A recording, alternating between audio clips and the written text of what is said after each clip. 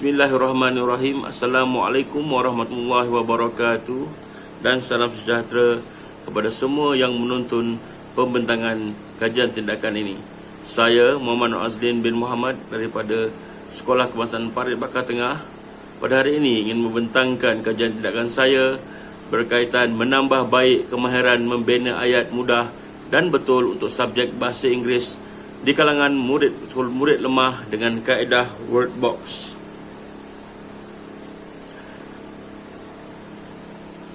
Tuan-tuan sekalian, kajian ini dijalankan untuk dan juga merupakan kesinambungan daripada program PPD MUA bagi yang perkasakan kajian tindakan.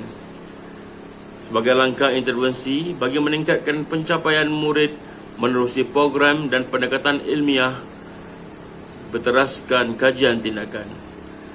Dan program ini juga merupakan satu platform yang boleh diguna pakai bagi menyelesaikan masalah khususnya dalam pembelajaran murid dengan lebih berfokus. Secara umumnya kajian tindakan ini adalah satu tindakan tepat yang boleh diguna pakai bagi menyelesaikan masalah kelemahan di kalangan murid-murid di sekolah rendah.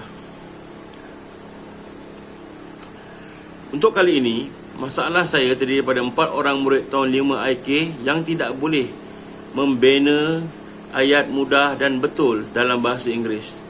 Mereka tidak boleh menjawab dan mendapat markah minimum untuk lulus kerana kegagalan mereka untuk membina ayat mudah dan betul.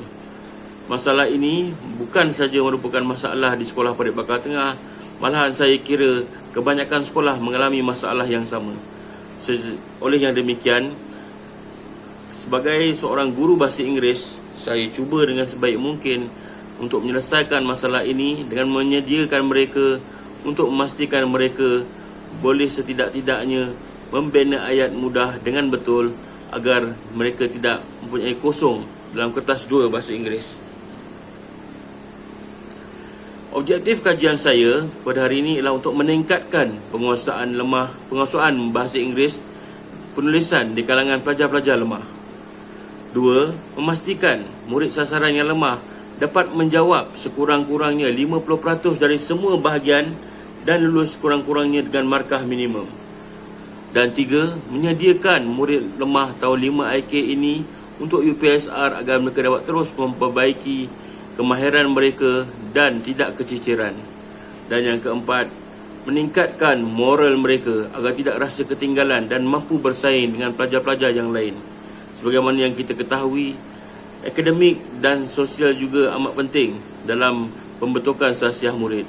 Oleh yang demikian, sebagai guru, kita perlu membina sesuatu agar murid tidak terus ketinggalan dan membantu mereka dalam membetulkan kelemahan yang mereka hadapi. Untuk kumpulan sasaran saya pada tahun ini adalah selama 4 orang murid terpilih dari tahun 5 IK.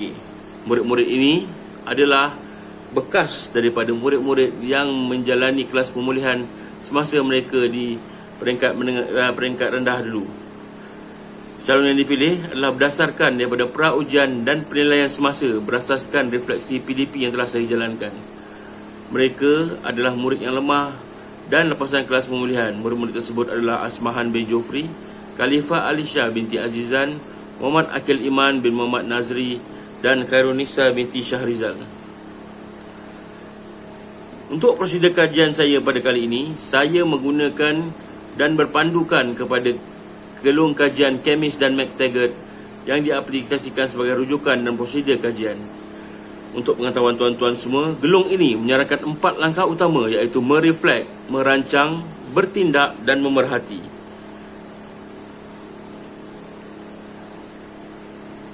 Untuk kajian gelung Chemist dan McTaggart ini, langkah pertama adalah mereflek, membuat refleksi pengajaran lepas hasil murid sebagai evidence kita dan mengenal pasti kelemahan-kelemahan sedia ada. Peringkat kedua, merancang, iaitu mengenal pasti kaedah yang sesuai, merancang kaedah, tempoh masa dan kos serta melihat contoh-contoh model sedia ada. Yang ketiga, bertindak, melaksanakan pengajaran berasaskan kaedah yang telah kita pilih dengan membimbing murid dan mengulang semula jika perlu. Dan langkah 4, memerhati, membuat pemerhatian tentang kerja murid sebelum, semasa dan selepas pengaplikasian kaedah-kaedah tersebut. Membuat analisa perbandingan, melihat peningkatan mereka dari semasa ke semasa, serta memerhati perubahan tingkah laku pada seorang murid. Dan yang akhir sekali, menambah baik kajian kita untuk di masa-masa akan datang bagi memastikan kajian ini diteruskan. Kaedah word box merupakan kaedah asas bagi memudahkan murid membina ayat. Murid perlu melengkapkan dan mengisikan kotak-kotak dengan perkataan nouns, nama kata nama, verbs kata kerja dan juga komplement pelengkap ayat. Ini adalah contoh kepada teknik kaedah word box ini, di mana noun kita akan letakkan Ahmad, verbs perbuatan, walks, dan komplement yang melengkapkan ayat, to school dan sebagainya. Berikut adalah gambar-gambar proses pengaplikasian kaedah word box di dalam kelas.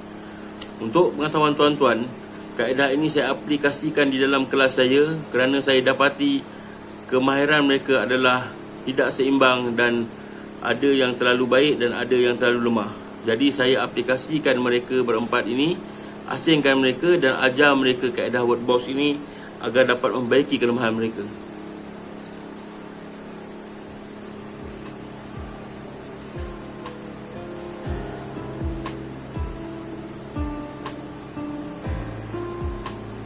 Berikut adalah hasil-hasil kerja murid yang sempat saya kumpulkan sebelum penggunaan kaedah word box. Anda boleh lihat di situ di mana subjeknya mereka tahu subjeknya, tapi dari segi verb dan komplementnya tidak teratur, di mana struktur ayat menjadi tonggang terbalik.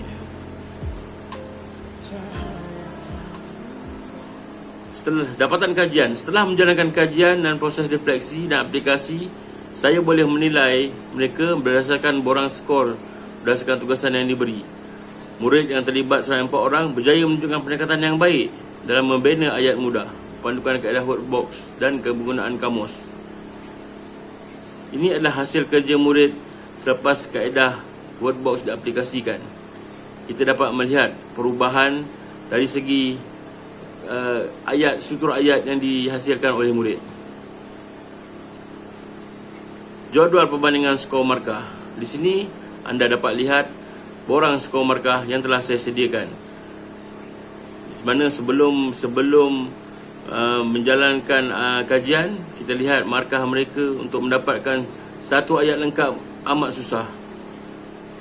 Dan selepas kajian, mereka hampir mendapat sepenuh ayat mudah yang dapat mereka hasilkan.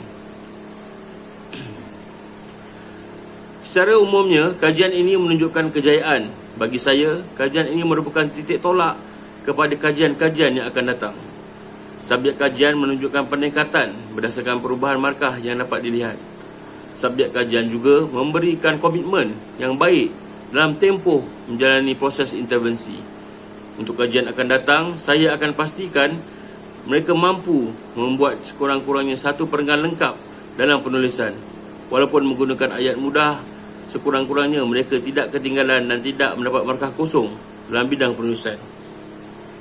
Sekian saja pembincangan saya untuk hari ini. Saya sudahi dengan wabillahi taufiq wal hidayah. Wassalamualaikum warahmatullahi wabarakatuh.